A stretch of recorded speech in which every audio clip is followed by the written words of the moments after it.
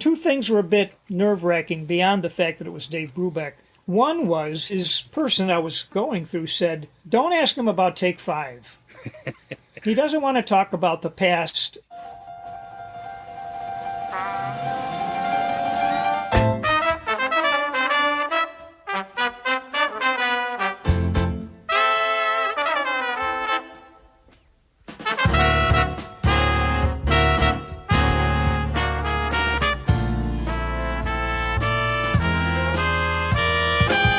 Dave Bolger here, and welcome to Had I Known, a show that explores the journeys of some of the most interesting members of the Hamilton College community. This week's guest is Monk Rowe. All right, kicking off our first episode of 2021. I guess technically that's not true. We had an episode last week, but that doesn't really count though, right? That's a clip show. That's just me being lazy. This is a real show, real guests, real conversation. If I sound funny, my voice is feeling a little scratchy, we'll blame that on the pandemic. No, I don't have COVID, but as a way to have human interaction, I spent a good chunk of time right before recording this outdoors by a fire. And I think I got a little bit of a campfire voice going, campfire throat. So I apologize if I sound funny. Maybe it helps my radio voice. Before we get into this week's conversation, I want to share with you an email I received from a friend and classmate. Now, you've heard me say before, I absolutely love hearing from people. And I continue to be blown away by how many people share their thoughts on the show. But I want to share some excerpts from the note I received from Paul Mountcastle, class of 1999. Paul writes, Dave, I can't tell you how much your show has meant to me. I'm certain I'm not alone. I also suspect that your show serves a much bigger purpose than you may even realize. I've listened to most, admittedly not all, of your episodes. Come on, Paul. What's wrong with you? Catch up. Get them all in, will you?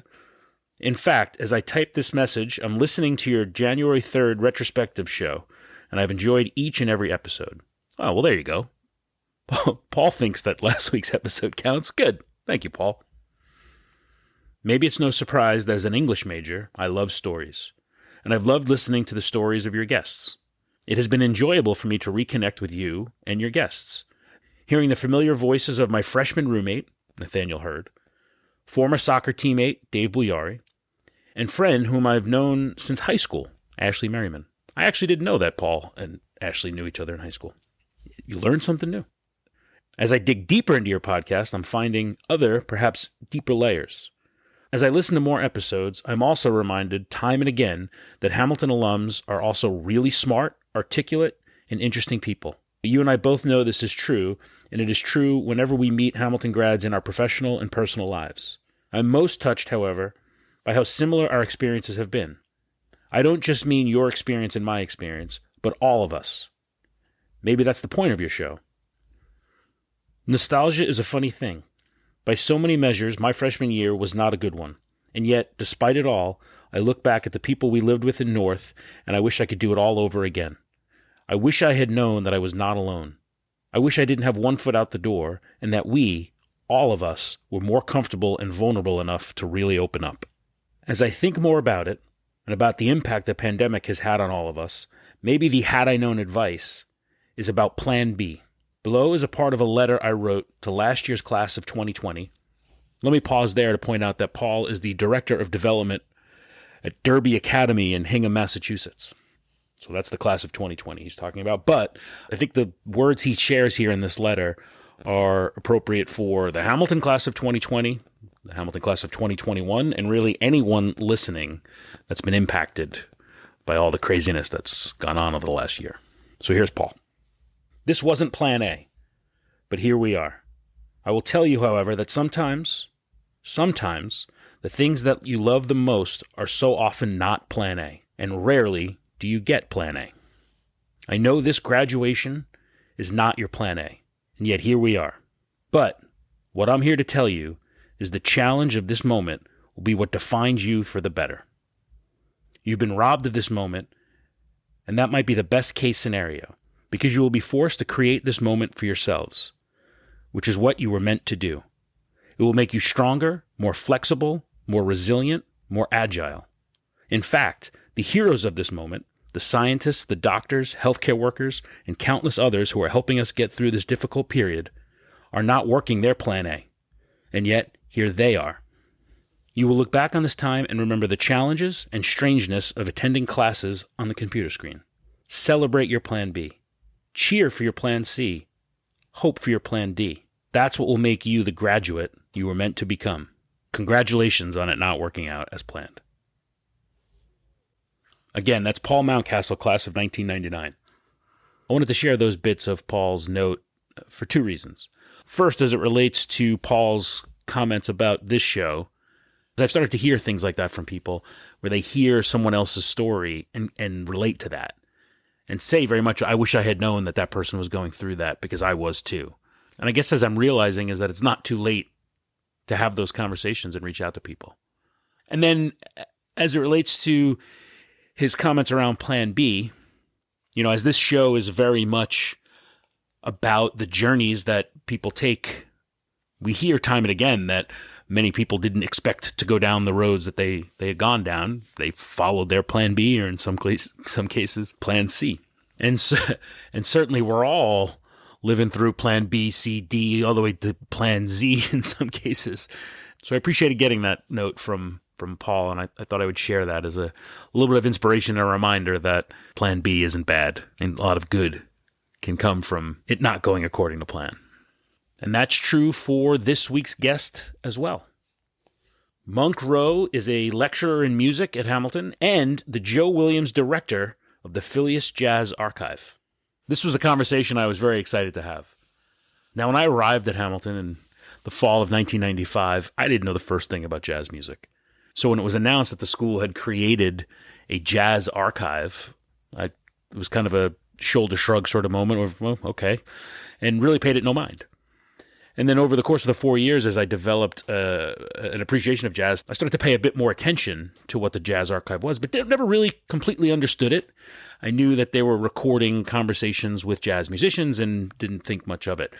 And then admittedly only recently discovered the Jazz Archive YouTube page and started to dig into the over 400 interviews that Monk has done, capturing what essentially is becoming a true history of jazz. So it was fun to talk to Monk to get a deeper understanding of what the archive is, how it came to be, and what the future plans are for it. And it was fun to hear stories of him talking to jazz greats. So if you're a jazz fan, you're going to love this one. If you're a music fan, you're going to love this one. So here is Monk Rowe, the Joe Williams director of the Fillius Jazz Archive. Hello, Dave.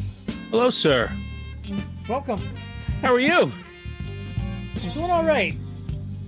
I did an interview myself today. There you go. I know I'm nervous. I'm doing this with a real professional here. Well, I don't know about that. I didn't go to interview school. Well, I think you did though. I think by this point you have the amount of interviews you have under your belt. Yes. School of Hard Knocks, yeah. So who'd you interview today? A fellow named Pat LaBarbera, who is a saxophone player, very musical family. He spent a number of years with Buddy Rich and Elvin Jones, and very respected guy. And now he's been living in Toronto for many years. Now sort of semi-retired, but he had some good tales. The amount of stories you have heard, I can't imagine. Yeah. One interesting thing that will happen, though, on occasion is you'll be getting this story and you're thinking in your head, oh, my God, this is so great. And then 6 months later, you see the same guy telling the same damn story. But one thing that's good is we have the video. Most times people are just doing audio interviews, right, or it might be in an article. Right. So 95, the archive goes back, start in 95 is when you started doing it? Is that right? Yeah. You probably remember, let's see, the Fillius Events Barn. Yep. Well, Milt Fillius was Hamilton class of 1944. And he was not a musician. He played in high school, but he was just one of these guys who really loved jazz, and especially pre-1950, basically.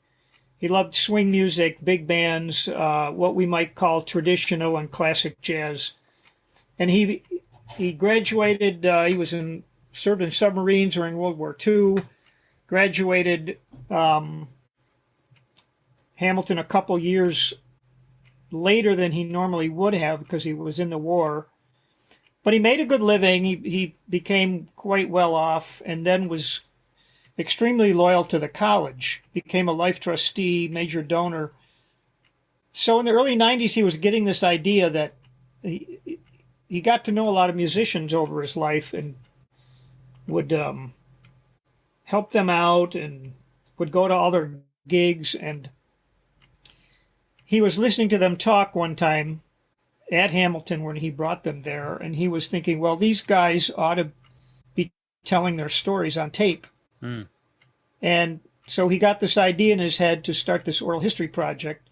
He got some support from a foundation he sat on, and then the college was looking for somebody to take this project and run with it and make Milt happy. They wanted Milt to be happy because he was a VIP at the college. Sure. Yeah, and I had been at Hamilton for maybe 2 years, I guess, just as an adjunct teaching saxophone. Mm-hmm. And I got a call from the late Sam Pellman one day. He described what the thing was about and asked me if I'd like to do it. And I said, yeah, absolutely. That's where it started. Did you ever in your wildest dreams think you'd be all these years later still talking about it and still recording interviews? I did not, and it's been like Milt Fillius used to bust my chops. He would say, "Damn it, I gave you the gig I wanted." You know, he was so respectful of these musicians and really wanted to get their stories down, and he didn't feel he could do it himself. And I was lucky. I liked the music that Milt liked. Mm. I didn't have to pretend that, some guys, their tastes are a little more modern, especially this was 1995. But I knew about that music and I had played it. And so when he would talk about, I think you should interview this guy, I knew who he was talking about. Uh-huh.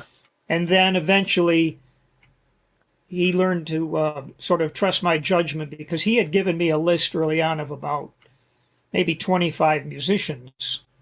We were concentrating on guys who had played with the Count Basie band, mm-hmm. sort of to start with. Mm-hmm. And Joe Williams, the singer who made his fame first with Basie, he was a dear friend of Milt Fillius's. And Joe signed on to this project, and now they played at school right around that time because I was. It was that. Did that coincide? I mean, I imagine those were not. That was not a coincidence. It was not. Okay. We staged a concert in Welland Hall with the Count Basie Orchestra. The Count had passed, but it was the Basie Orchestra plus Joe Williams, and they performed, and we filmed the whole thing, and we made a concert documentary on it. And that was a terrific night. I remember it was sold out. We had overflow in one of the music rooms, and we had a TV so people could watch. Yeah. Well, so I attended the show. I did not have a ticket. I don't know if I've ever told the story before, but it's one of my favorite Hamilton stories. I wanted to go see it, the show, and it was sold out. And a friend of mine, Pat Hibbard, who I've had on this show, said, let's just go see if we can get in. And we ended up walking. I don't know. He had the idea. I can't take credit for this. We walked up kind of backstage, and the trombone player was outside with the stage door propped open, just playing a little bit. I think, just Yeah. and Pat just said, just walk in like you own the place. Just walk in like you belong. And we said, excuse me to the trombone player who held the door for us. And next thing you know, we're standing backstage with the band. And the band gets introduced and on they go. And we stood backstage and watched the show, like right on the side of the stage. It was one of the best concert experience. Oh, yeah. Then I probably saw you. Because I was deep into that. I mean, I helped sort of produce the thing, but what was very strange for me was, I mean, we spent a lot of money on that. We hired a noted filmmaker, documentary maker, had the sound and all that stuff. And when that concert started, I had no role at all. And so I didn't really know what to do with myself. So I just wandered around. I went back up in the back behind all the seats where there's a upper place you can stand. But one thing I do remember is the Basie band played a set first, and then they took a short break, and then Joe's going to come out. So they do his signature. They're going to open with his signature song, "Every Day I Have the Blues," which has a rather long intro. And it's a classic recording. It really made a huge difference for the band in the late 50s. So Joe is in the green room, which is right by the stage door. And the band starts playing the intro. And he's sitting there. And they keep playing the intro, and Joe's still sitting there. And I'm like, do I say something? Like, Joe, do you know what song they're playing? Well, for God's sakes, of course he knows what song they're playing, right? And luckily I didn't say anything, because just like clockwork, got to the point, he got up, walked to the stage, boom, he comes out at the exact right moment. And it's like, he had done this hundreds and hundreds of times, but we had a lot writing on this thing because we were filming it. So, yeah. That was a great show, and it was an early introduction to jazz for me. I mean, I've over the years developed a real appreciation for it, and it was born at Hamilton, partially because I snuck into that concert, and then I'm glad you did. So am I. And then Joe Williams was involved with the archive a bit more after that, right? For a bit. He was. He did 5 or 6 interviews for us, and sort of spread the word. I was able to drop his name when I started calling people. I could say, hi, introduce myself, and I'm calling from Hamilton College and from Joe Williams. And it was helpful. And he received an honorary degree back in '88, and he would come to campus other times when some of his friends were getting honorary degrees. And he was quite a guy. He had a long career. I mean, he was with Basie for probably 5 or 6 years, but then he had a whole solo career after that. And when he passed away, his widow invited, after a couple of months, his widow invited Milt, Fillius, and I out to her home, and they lived in Las Vegas, and basically brought us into her house, and one room in particular was all Joe's things. And she said, well, what would you like? And she basically gave us his memorabilia. Wow.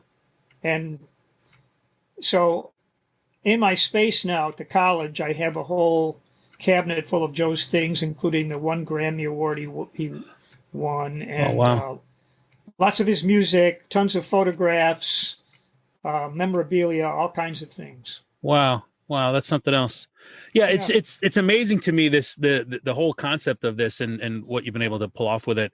This tiny little school in the middle of nowhere in upstate New York, right, is becoming the living history of jazz is pretty awesome. Well, I didn't know. I learned a lot. Academia is an interesting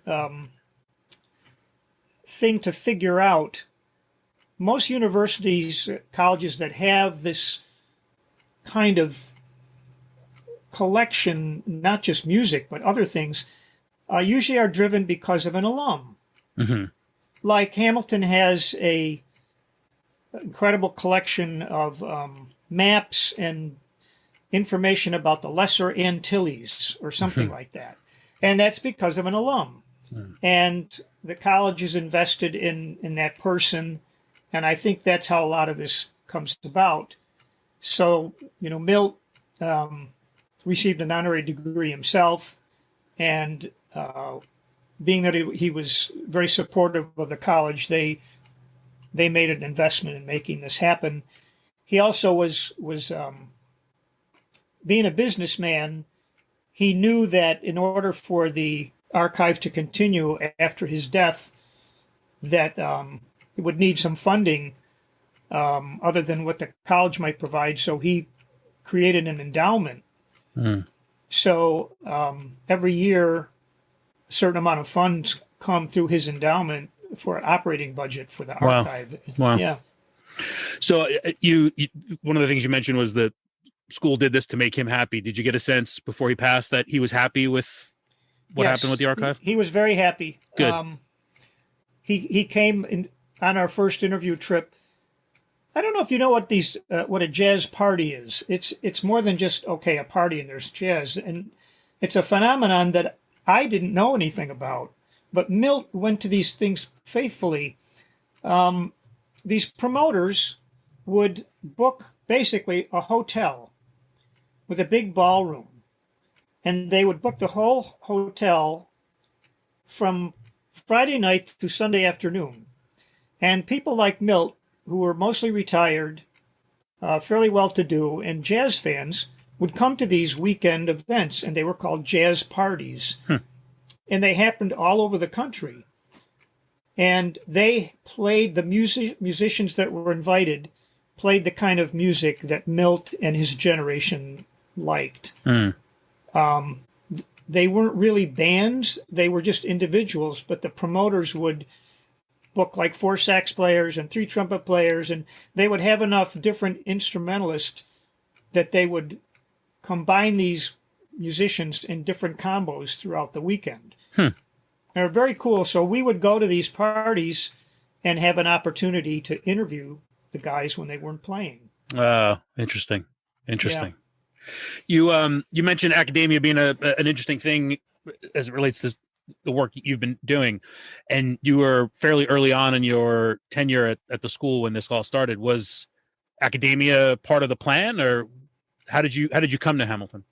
I had been working. I've done a lot of music things in my career, and from 80 to 86, I was playing full time in what we'll call a progressive theatrical rock group. Okay. And we were very invested. It was a business. We were like every other band. We were trying to land a record deal, all that kind of thing. So that lasted for 6+ years. Eventually, financially, it just became impossible to keep it going. So I did a bunch of different things for a few years. And then I think I had written to the music department chair at some point saying, if you ever need an adjunct saxophone instructor, I'm around. Okay. And Sam Pellman called me. This would have probably been around 1993. And so I started, most of the instrumental lessons and vocal lessons at Hamilton are taught by adjuncts. So I did that, and then that sort of put me in this position where when the thing with Milt Fillius came up, it was the people in the development office that were dealing with Milt. Sure.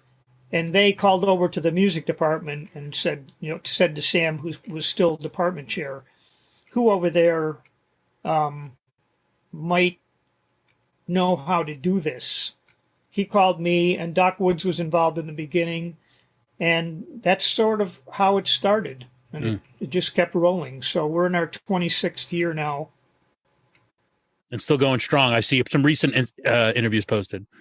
Yeah, I was telling my wife today, it's rather ironic.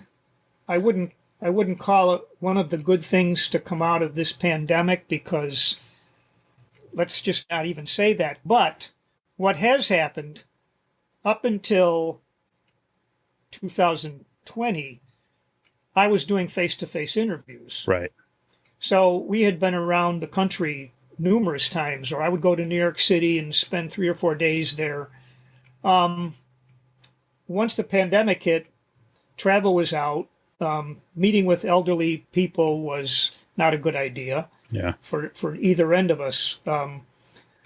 So I resisted the idea for a while, but I finally said, well, let's try this Zoom thing. And what I did was do a series of interviews, second interviews with people we had already met with. And we thought of them as the COVID interviews. And so I reconnected with these people. Basically, it was sort of like focused on, well, how are you doing? How are you surviving? And we got those stories, and they went fairly well. I said, well, maybe I'll try some people we haven't met with before. And I've been like going gangbusters with these, and usually they work. You know, every once in a while you'll go and someone will freeze up, and there's not a darn thing you can do about it. Yep.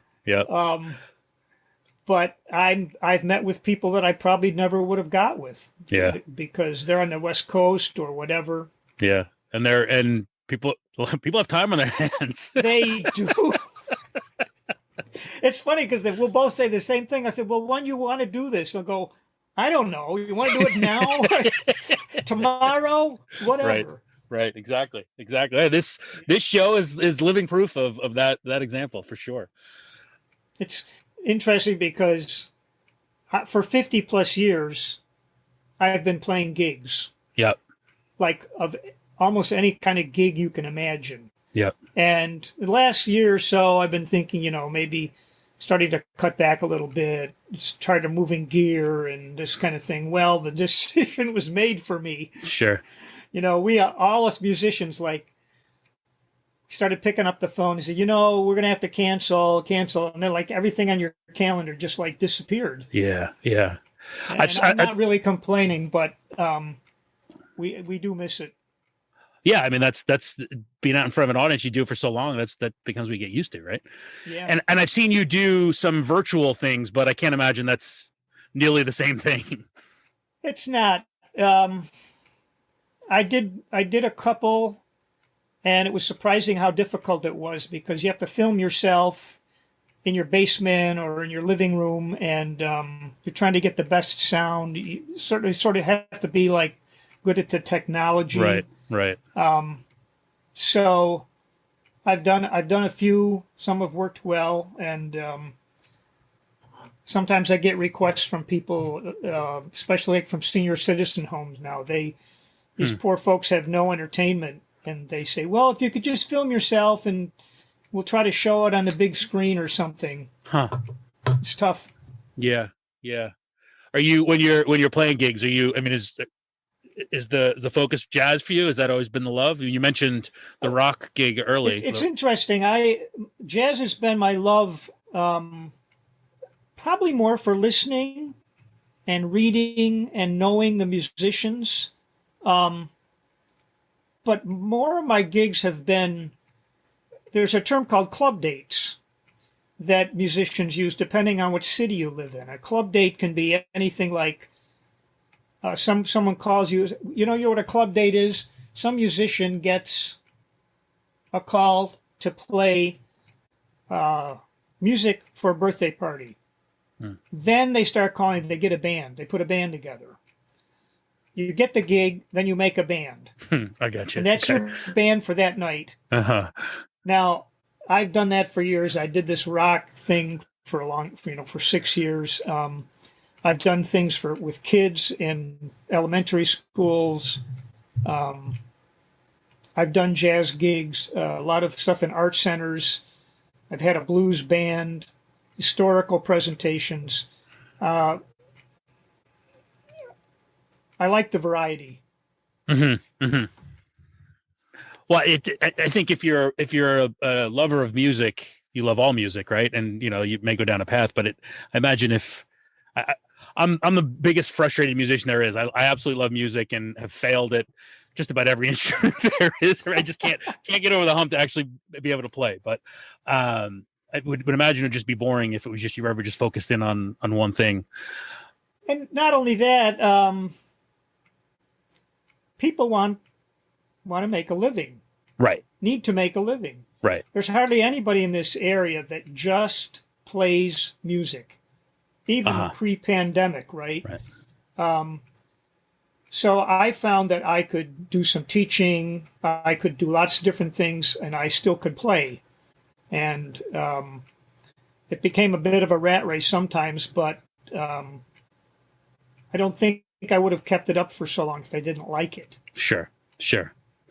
I heard an interview recently with Bootsy Collins, and he talked about how, he became the funk guy, and that's he was early founder of funk, and just that's became what it is, and that's what he does. But that's not who he is completely, but business wise, he's a funk guy. So that's what he Yes. Yep. Yeah. Do you find that when you're having conversations with all of these musicians, you being a musician yourself makes it easier and gets them to open up? I believe so. Yeah. You might recall the musical, The Music Man. Mm-hmm. There's a song in the very beginning where all these salesmen are on a train and they do this really cool song. And the hook of the song is, you got to know the territory. Yeah. And I believe that very strongly, that it really helps to have done what these musicians have done. Yeah. And I've done most of it on a lower level for the most part, but a lot of these musicians, they do more than play jazz. They may teach. Most of them did a good amount of studio work. They have to relate to, have done a certain amount of road work, riding in a cold van with a band, for $20 a night or something. And it really helps to know what that stuff is like. All the things, not only the things that go into playing music, but the things that have to happen before and after. Sure. Yeah, I was watching recently your conversation with Bela Fleck, and it struck me as it took a while for him to soften, and I could see you talking about the music business, talking about certain compositions, and I think with every question you asked, you could see him saying, okay, this guy knows what he's talking about, and then you could see the guard sort of melt away. So that's where I said, okay, you have to speak a certain language with some musicians to be able to get them to open up.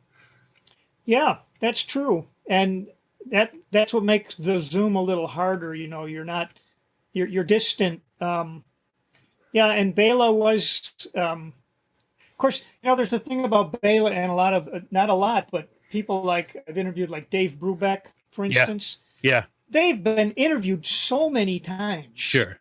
Right? Sure. So you're trying to think, what's my in here? And of course, I haven't seen all the interviews of Bela Fleck, but you try to do some research and you may be tempted to ask the same questions, but I try not to do that or go at it at a different angle. Yeah. And one thing that I like that with Bela, there's a question I ask sometimes if I know people are composers, and that is it hard to think of titles sometimes? Yeah. And he perked up at that because I've experienced that. Most of the songs I write are instrumental songs, and sometimes they're just instrumental songs. Right. Now, what am I going to call this? Sunrise over the bay. I mean, it's sometimes music is just music. Right. And so he said that great thing about, oh yeah, I keep a list of songs. He had a whole list in his computer. Yeah. And then he said, and I just look at it, and sometimes it snaps in and says, that's it. I can't explain why that's it, but that's the thought. Yeah, that's funny. That's the title, right? Yeah. And he was nice, man. My daughter, who went to Hamilton, got to walk him across campus to their gig in Beinecke, and he really spent some quality time with her. He was asking her, what are you thinking about after you graduate? And he really was tuned in, and he's got a fan for life, right? Yeah. You mentioned Dave Brubeck. You talk to a lot of musicians, but he's, an icon and on another level. Was there a different set of nerves going in to talk to him? There really was, and Hamilton had something to do with that. For some reason, I never considered trying to get with Dave Brubeck. I just thought there's going to be too many levels to try to get through, and I just didn't.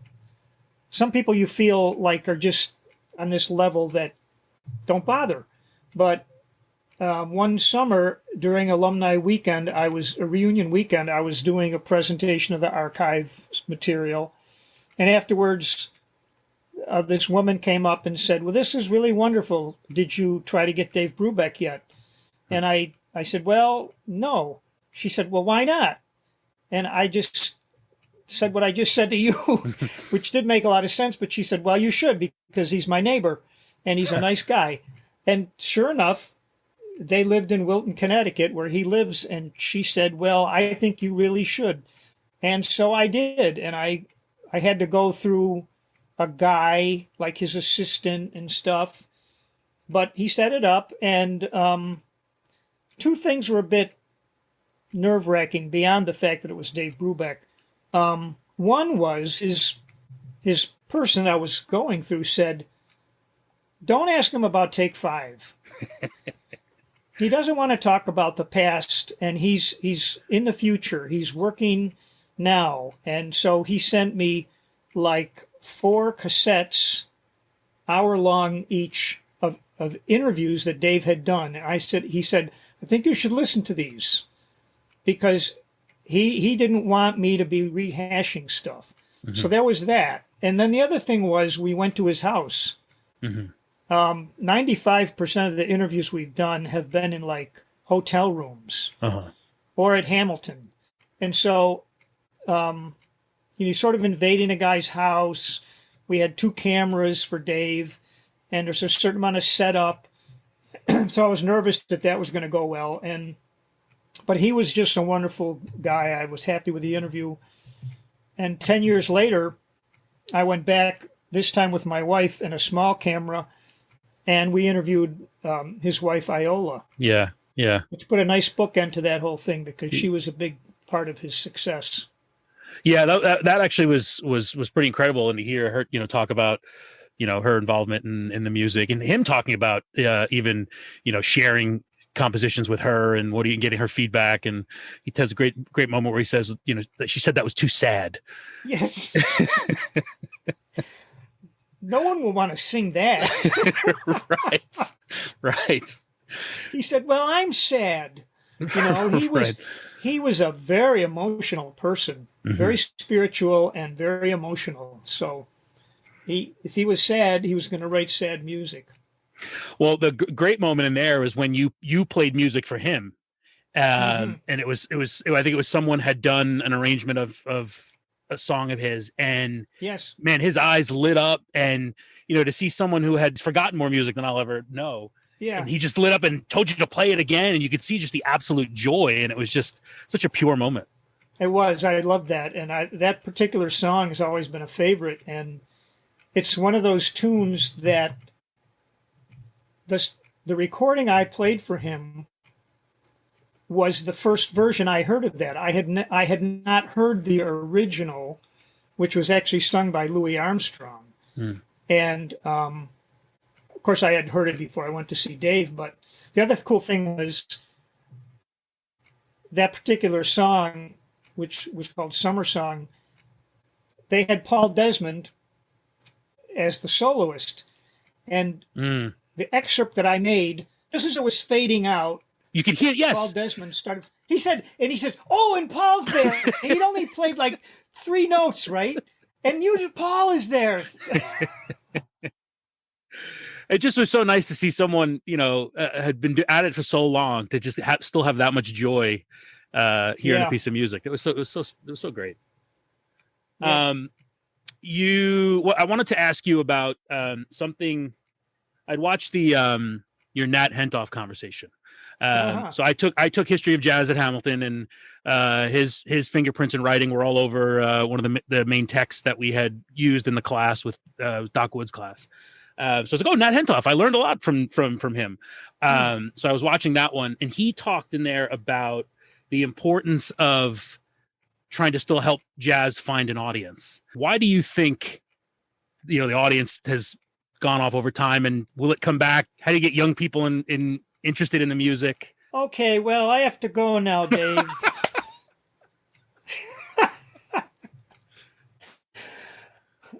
If you talk to guys, if they're still around, I had many guys that played in the 30s and 40s and 50s, and they will say when jazz lost its dance element, that was a big blow to the music.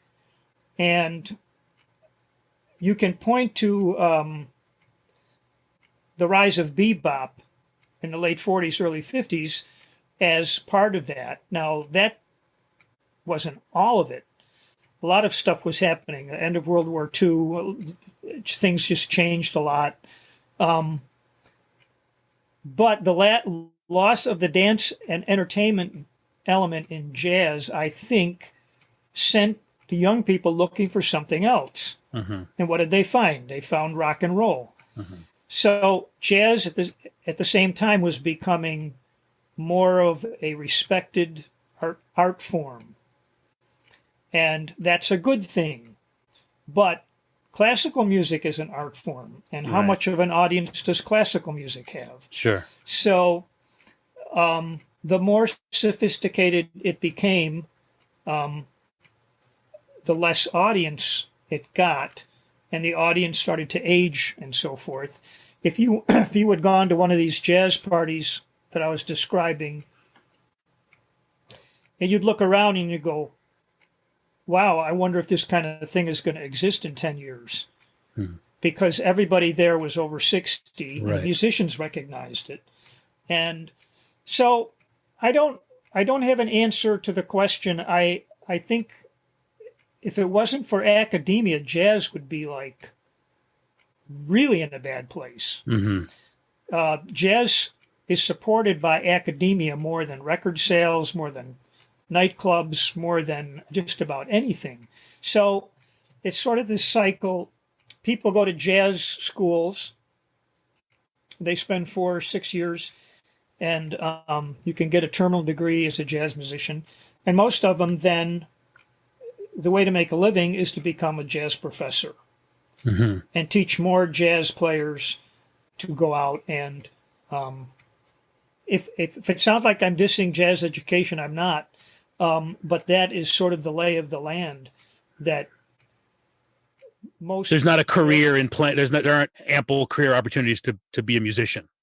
Right. There's not musician. The playing opportunities. Yeah. What happened with CD sales, it's almost an oxymoron now.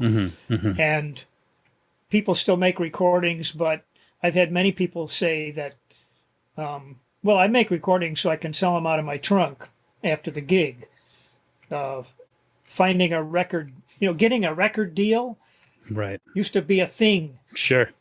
And it's not so much a thing anymore. I think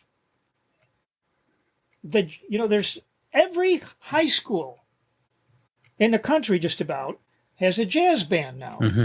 So how come there's very little audience? Because most of the students, they go to jazz band and they play this music, this jazz music, oftentimes which are arrangements of Chicago, or they're playing rock music arranged for jazz band a lot of times, but they don't listen that much. So it doesn't become part of their playlist.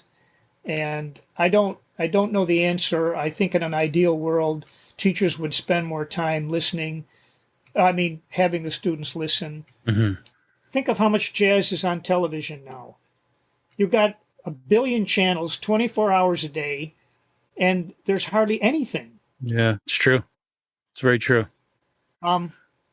So it's risen to a level of artistic influence, but not popular influence, I guess, is what I would say. Yeah. The fun thing is interesting, and I think I could even sense that as myself is just, how I would listen to music and how my tastes have evolved over time. And and I didn't think about this until you mentioned the fun element. And my love of jazz got rekindled after a trip to New Orleans. And, music just is, gets in your soul the minute you step off the airplane in New Orleans. But there, the jazz, old time jazz lives through that city, but coupled with, the most progressive music you could imagine. And it all seems to work together and fit together and live together in a sort of a happy place. And it oozes, all the music oozes fun there. It's like, you can't be a musician there if you're not having fun. And it feels like, can you bottle that up and take that around to other places? Because they seem to have figured it out down there. I've always liked it when I listen to a song, and when it's over, there's something that sticks with me. Usually it will be the melody. Like when the song's over, I can hum, oh man, I really like that. Or it had a cool bass line or something. And I'm going to sound like an old you-know-what now, but much of the current jazz that I do listen to, it seems like I'm not hearing that. There's tons of technique going on. There's incredible technical musicians who can just play just about anything, but I'm not sure it has as much heart in it as it used to. Well, let me tell you, I was born in the wrong era, man. Well, no, you're keeping it alive. You're a keeper. You're a keeper of the flame. Are there? Is there anyone you're hoping to get as part of the archive that you haven't gotten yet? I would have loved to got with Sonny Rollins. I made a try at it. I think I waited too long. He's not in very good health. He's not playing anymore. They did offer. He said, well, he might do a phone interview with me, so I may consider that. I have a long list of people I still would like to get to, and the Zoom thing may make that possible. Yeah. I have. It's really interesting. We've done probably 420 interviews now. Wow. And I can count on maybe one hand and another half of people who've turned me down. Wow. And they had their reasons. Oh, I'm writing a book now, so I want to save my stuff. Some guys, occasionally you run into someone who just doesn't want to talk about it. They may feel like, I don't know, I've got nothing to say really. But you probably sense that I have as much or more interest in their lives and times than I do in how they actually play. I've never asked the question, well, how do you play jazz? Because it just sounds so silly. It really sounds silly to me. Now, you can ask, I sometimes ask the question, when you're improvising, can you tell me what's going through your head? Yeah.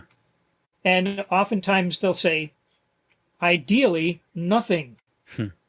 And you can't, like, apparently Sonny Rollins once said, you can't think and improvise at the same time.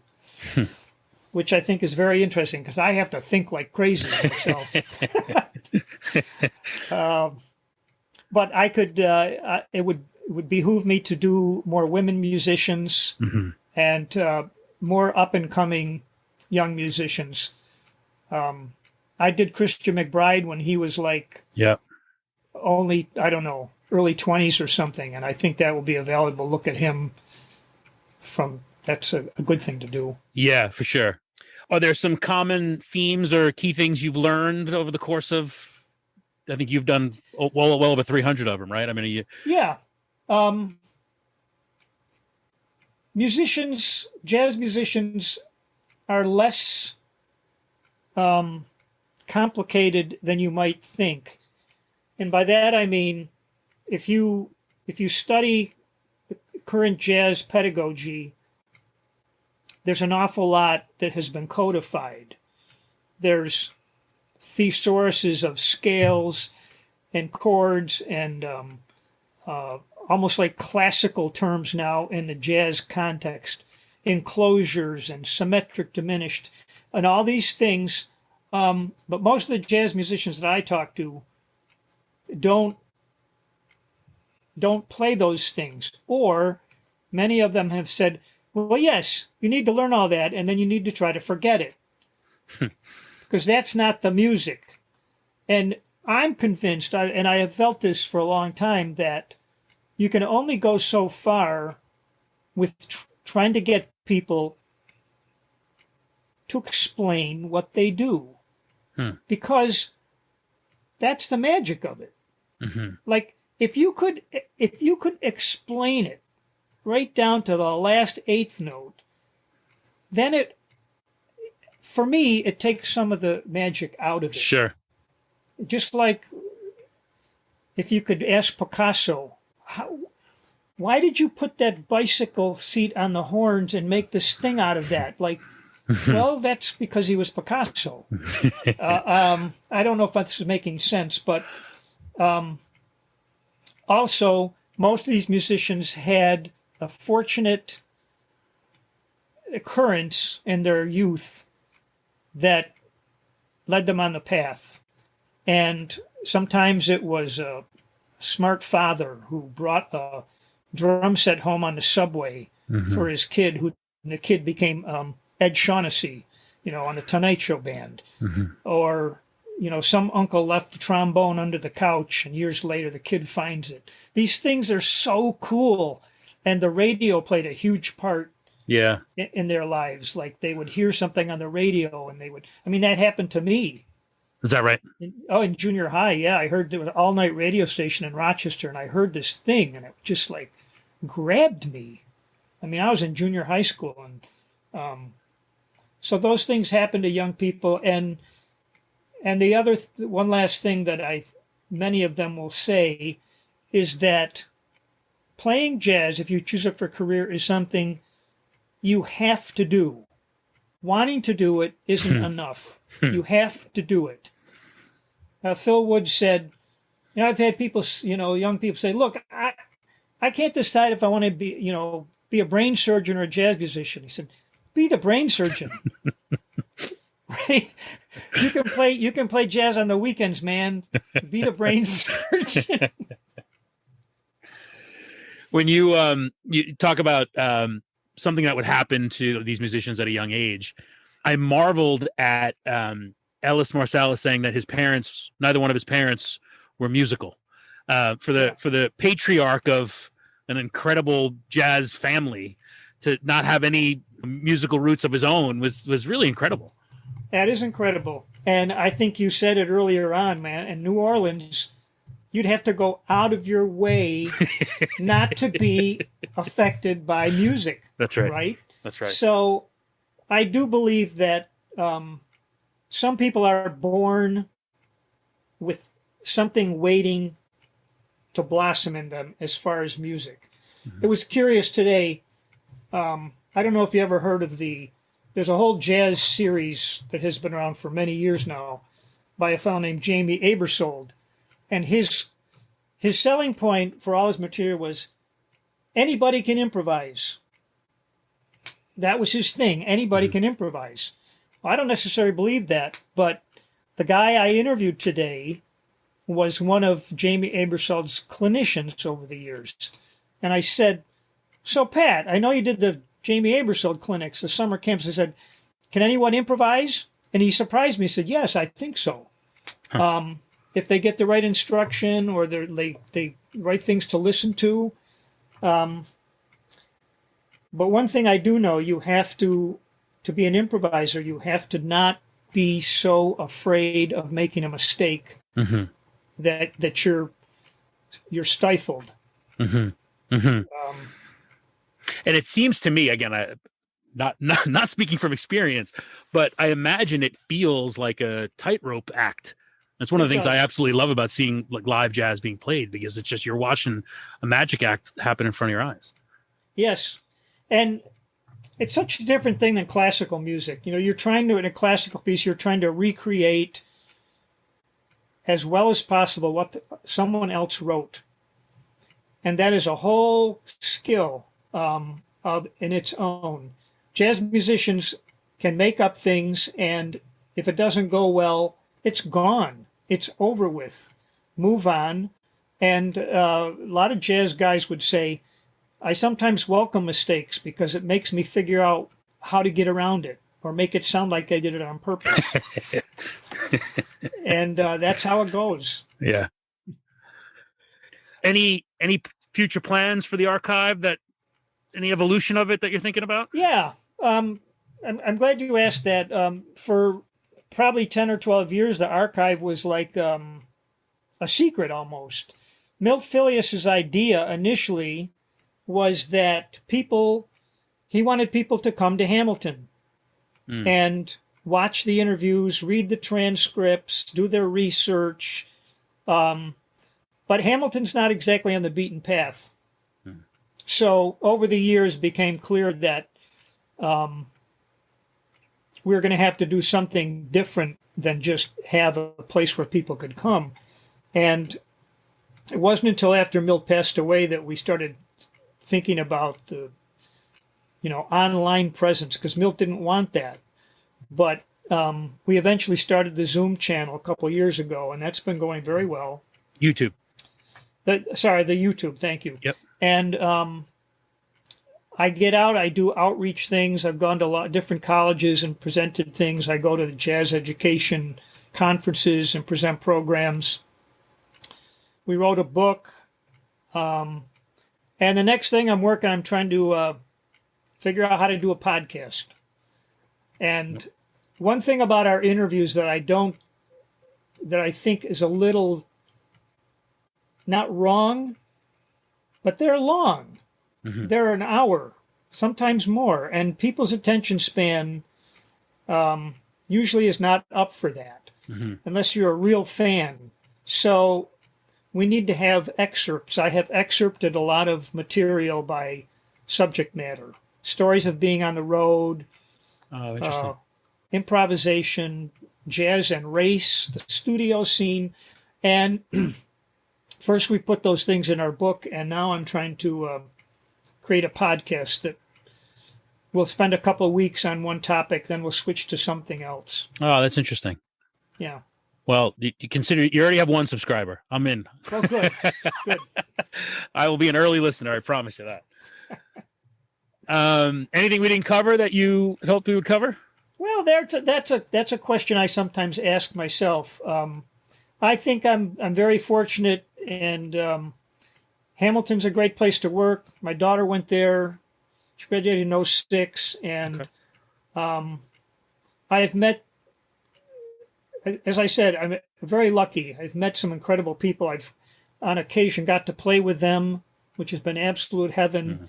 Mm-hmm. Every year we do a fall coming jazz thing that also was Milt Fillius's initiative, and I get to invite these musicians to campus. And I like to think, how do I put this? I'm encouraged sometimes to try to stay current and bring current artists to campus. But somehow I like to think that I'm providing something worthwhile to bringing veteran musicians to campus. Mm-hmm.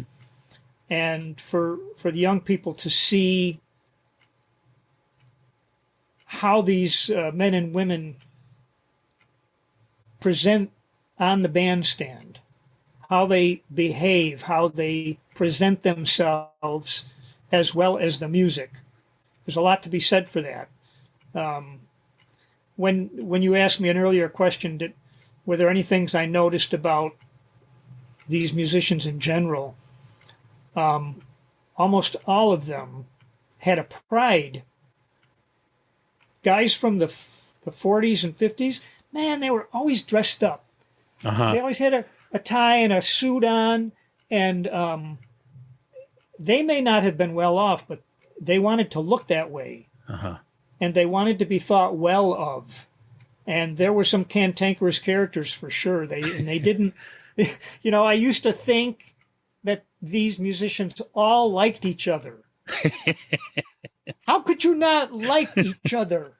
Look what you do. And that's not true. But for the most part, they got along, and they figured out how to work together and go straight ahead. We're going to end with the song you shared, One for Nat. Yeah. Can you talk a little bit about that and about the album? Yeah. After about 3 years of doing the interviews, I just felt so inspired to some of these people I met that I was compelled to write some tunes. And I wrote a series of tunes and dedicated them to people I had interviewed or met. And I was fortunate that I was able to bring some of these fellows to campus. I hooked it up with a high school jazz festival, which I staged, and I brought them in as clinicians. And then I hired them to stay a few more days, and we recorded this CD in Welland Hall. And I think there's 9 tunes on the recording, which is called Jazz Life. And One for Nat, my favorite guy over the years has been Cannonball Adderley. He's a fantastic saxophonist, band leader, and Nat was his younger brother, played the cornet, and he wrote some of the songs that the Cannonball Adderley Quintet played and some of their most memorable tunes. And so I wrote this tune for Nat, who I interviewed, and Doc and I actually interviewed him together, and I called it One for Nat, and the idea was that it was fashioned after a tune that the Cannonball group had done, which went back and forth between sort of a funky, quote, rock beat and then a swing beat and back and forth. And so that's what brought that to life.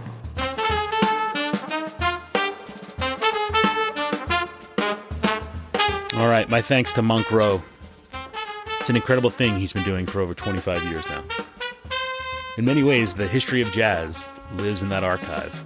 And again, you can access so many of these conversations on the Jazz Archive YouTube page, which we have linked in the show notes, or you can just go to monkrowe.com.